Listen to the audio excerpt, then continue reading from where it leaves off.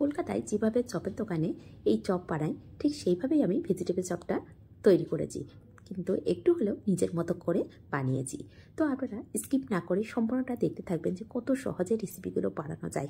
আর এখন বিভিন্ন রকমের সবজি উঠছে, এই সিজনে এই সবজির চপটা তো অবশ্যই বানানো যায়। তাহলে স্কিপ না করে সম্পূর্ণটা দেখার অনুরোধ রইল। তো আগে থেকে আমি বিট, গাজর, বিনস, পেঁয়াজ, কাঁচা লঙ্কা এগুলো আগে থেকে কেটে একটু ধুয়ে রেখেছিলাম, কারণ কাজের মধ্যে ফাঁকা ফাঁকা আমি একটা করে কাজ করে রাখি। তো এখন চপের জন্য গাজরটাকে ভালো করে গ্রেট করে নেব। এতে করে কি হবে, সবজিগুলো খুব সহজে, বেশি টাইম লাগবে না, সিদ্ধ হয়ে যায় বা ভালো করে ভাজা করা যায়। এখন সাইড করে রেখে বিটটাকে নিয়ে নেব। আর পরিমাণটা অবশ্যই যে পরিমাণে চপ করতে চান সেই পরিমাণেই সবজিটা নিতে হবে। তো এখানে আমি দুটো গাজর নিয়েছি, একটা বিট নিয়ে নিলাম, দিয়ে দুটোকে গ্রেট করে নিয়েছি। এখন সাইড করে রেখে দিয়ে এদিকে বিনস নিয়েছি 4-5টা, এটাকে আমি ছোটো ছোটো কুচি করে নিচ্ছি। আর এখন পেঁয়াজগুলো আগে থেকে কেটে ধুয়ে রেখেছিলাম, এখন কুচি করে নিচ্ছি। নিয়ে এদিকে সমস্ত সবজিটা রেডি করে এখন গ্যাসের উপরে কড়া বসিয়ে দিয়েছি। দিয়ে দিলাম 1 টেবিল চামচ সর্ষের তেল আর একটা শুকনো লঙ্কা দিয়েছি। লঙ্কার পরিমাণটা অবশ্যই নিজেদের পছন্দ অনুযায়ী কম বেশি করে নিতে পারেন। আর দিয়েছি ছোটো চা চামচের 1 চামচ 5 ফোড়ন, এতে করে না চপের টেস্টটা খুব বেড়ে যায়।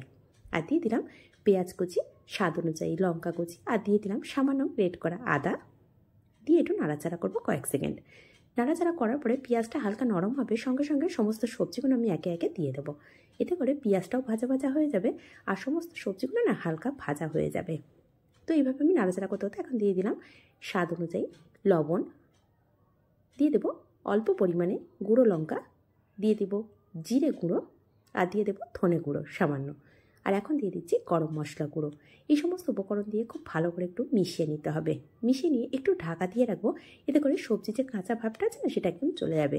আর সবজি কাঁচা থাকলেও সমস্যা নেই, কারণ প্রত্যেক যে সবজিগুলো দেওয়া হয়েছে সেগুলো কিন্তু কাঁচা খাওয়া যায়। সেজন্য খুব বেশি যে একেবারে রান্না করে নিতে হবে সেটা কিন্তু না। সেজন্য আমি হালকা হালকা করে এইভাবে নাড়াচাড়া করে নিচ্ছি। আর এখানে আমি আদা রসুনটা দিতে ভুলে গেছি, সেজন্য আমি এখানে দিয়ে দেবো 1 চামচ আদা রসুন। দিয়ে এখন ভালো করে মিশিয়ে ভালো করে ভাজা করে নেব, যাতে করে আদা রসুনের গন্ধটা চলে যায়। এই আদা রসুনটা চেষ্টা করবেন যখন পেঁয়াজ দেওয়া হয় ঠিক তার আগে দিয়ে হালকা করে একটু ভাজা করে নিয়ে 5 ফোড়নটা যখন কালার হয়ে যাবে না ঠিক সেই সময় দিয়ে একটু হালকা করে ভাজা করে নেবেন।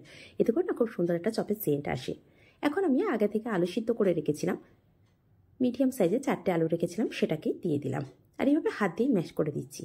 এখন এর মধ্যে একটু বড় চা চামচের 1 চামচ আমি দিয়ে দিলাম আমচুর পাউডার, আর হাফ চামচ দিয়েছি এখানে চিনি, আর এখানে দিচ্ছি ভাজা মশলা। এই ভাজা মশলাটা আমি রেডি করেছি 1 চামচ মৌরি, 1 চামচ ধনে, 1 চামচ মেথি, আর 2-1টা শুকনো লঙ্কা, 2টো এলাচ আর একটু দালচিনি।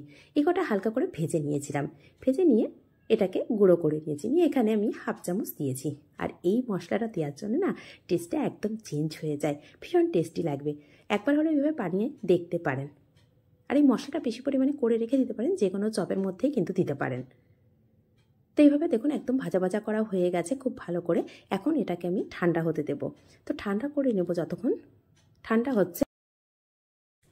যতক্ষণ এটা ঠান্ডা হচ্ছে এদিকে আমি ব্রেড ক্রাম্বস রেডি করে নিয়েছি। আর এটা আমার বাড়িতে রেডি করা ব্রেডের যে চারিদিকে যে ব্রাউন পাটটা থাকে না সেটাকে আমি বাদ দিয়ে রেখে হালকা রোস্ট করে নিয়েছিলাম গুঁড়ো করে। যতক্ষণ না একটু ঝরঝরে হয় ততক্ষণ তুলে রাখবো না। ঠিক এইভাবেই ভাজা করে এই ব্রেড রোস্টটা বাড়িতে রেডি করে নিয়েছি। তো এই ব্রেড ক্রাম্বসটা একদম সহজেই রেডি করে নেওয়া যায়। এখন এদিকে 4 চামচ ময়দা নিয়েছি, নিয়ে এখানে অল্প অল্প জল দিয়ে একটা গ্লু রেডি করে নেব। এর মধ্যে যেন কোনো লাম্পস না থাকে। যতক্ষণ গ্লুটা রেডি হচ্ছে এদিকে আমি এখানে কিছুটা বাদাম দিয়ে দেবো।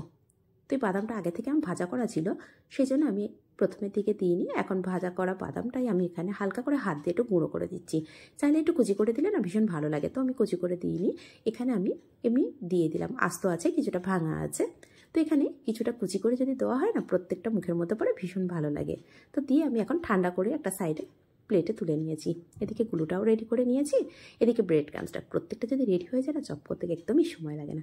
তো এখন যেরকম পরিমাণে চপটা বানাবো ঠিক ভেজিটেবল চপ যেমন শেপে হয় ঠিক সেইভাবেই আমি রেডি করে নিচ্ছি। দেখুন খুব সহজে একটা রেডি করে নিয়েছি। ঠিক এইভাবে প্রত্যেকটা আমি রেডি করে নেব। আর সব কিছু যদি রেডি করা হয়ে যায় না খুব সহজে কিন্তু তৈরি করতে একদমই সময় লাগে না। যদি সবজি কাটাগুলো কাজের ফাঁকে ফাঁকে রেডি করে রেখে দেওয়া যায় বা এইগুলো সব একদম রেডি করে নিলে যখন চপ ভাজবো তখন একদম সময়টা কম লাগবে। এখন এগুলোর মধ্যে একটা করে ভেজিটেবল চপ দিয়ে দেব, দিয়ে ভালো করে ব্রেড ক্রাম্বসের মধ্যে কোট করে নেব, নিয়ে হাত দিয়ে একটু চেপে দেবো। এটা একবার কোট করে নিলেও হবে, এটা দুবার নিচ্ছি, এতে করে উপরে লেয়ারটা না একটু মোটা হবে। এটা খেতে ভীষণ আমার বাচ্চারা পছন্দ করে বা আমি নিজেও পছন্দ করি, সেই জন্য আমি ডবল কোট করলাম। এটা অবশ্যই আপনারা আপনাদের পছন্দ মতো একবারও দিতে পারেন, সেটা দুবারও কোট করতে পারেন। দুবার করলে ওপরে লেয়ারটা খুব ভালো আসে, একটু মোটা ধরনের আসে। আর একবার কোট করলে সেটা ক্ষেত্রে লেয়ারটা খুব একটা বেশি মোটা হয় না, সেটা খেয়াল করবেন। যেটা পছন্দ হবে সেটাই করে নেবেন। তো আমি দুই রকমভাবেই দেখানোর চেষ্টা করেছি বা বলার চেষ্টা করেছি। তো এইভাবে সমস্তটাই আমি রেডি করে নেব। নিয়ে এদিকে তেল গরম করতে দিয়েছি, তেলটাও গরম হয়ে গেছে, এখন ভেজে নেওয়ার পালা। এখন এখান থেকে চপগুলো আমি একে একে সমস্তটা দেবো না, অল্প অল্প করে দিয়ে দেবো। আর এটা না চেষ্টা করবেন একটু ডুবো তেলে ভাজার জন্য, নাহলে অনেক সময় ছেড়ে যায়, সেই জন্য একটু ডুবো তেলেই আমি ভাজা করছি। আর যতক্ষণ না একটা সাইড হালকা করে ব্রাউন কালার হচ্ছে না, সেই পর্যায়ে আমি কিন্তু হাত দেবো না। যদি বাই চান্স ভেঙে যায় সেই জন্য আমি সঙ্গে সঙ্গে হাত দিচ্ছি না। ঠিক দেখুন, যখন বাবলসগুলো অনেকটা কমে গেছে, দেওয়ার সাথে সাথে কতটা বাবলস ছিল সেটা কিন্তু অনেকটা কমে গেছে, বা একটু বুঝতে পেরেছি হালকা কালার চেঞ্জ হয়েছে, ঠিক তখনই কিন্তু উল্টে পাল্টে দেবো। তো একটু কালারটা যে যেমন পছন্দ করেন ঠিক সেইভাবে নিয়ে তুলে নিতে পারেন। যদি হালকা কালার পছন্দ করেন তো একটু লাল লাল হলে আমার মনে হয় বেশি ভালো লাগে, কালারটা একটু ভালোই আসে, দেখতেও ভালো লাগে, খেতেও তো ভীষণ ভালো লাগে। একবার হলে পারে তো এইভাবে চেষ্টা করে দেখতে পারেন। আর খুব সহজভাবে বানানো হয়েছে, এটা কিন্তু দেখেই বুঝতে পারছেন। আর এইসব চপ বানানোরা যদি সকালে রান্নার থেকে রেডি করে রেখে দেওয়া যায় না, তাহলে সন্ধ্যার সময় চপগুলো বানাতে কিন্তু একদমই সময় লাগে না। আর আমি তো প্রত্যেকটাই স্টেপ বাই স্টেপ একদম সকালের দিকে রেডি করে রেখেছিলাম, আর চপগুলো ভাজা করেছি সন্ধ্যার সময়। তো দেখুন এখন দেখতে কতটা লোভনীয় লাগছে। আর কোথা থেকে দেখছেন কমেন্ট করতে কিন্তু একদমই ভুলবেন না। যদি ফেসবুক থেকে দেখে থাকেন পেজটিকে অবশ্যই ফলো করে রাখবেন, আর যদি ইউটিউব থেকে দেখে থাকেন চ্যানেলটিকে সাবস্ক্রাইব করে পাশে থাকা বেল আইকনটি প্রেস করে রাখবেন। যখনই কোনো নিত্য নতুন রেসিপি আপলোড করব সবার আগে পৌঁছে যাবে আপনার কাছে। দেখুন দেখতে কিন্তু এটা সুন্দর হয়নি, খেতেও ভীষণ টেস্টি হয়েছে। একবার হলেও এইভাবে বাড়িতে বানিয়ে দেখতে পারেন। আর যদি ভালো লাগে তাহলে আগের মতনই নিজেদের মানুষের কাছে একটু শেয়ার করে রাখবেন। তাহলে আজ এই পর্যন্ত, ধন্যবাদ।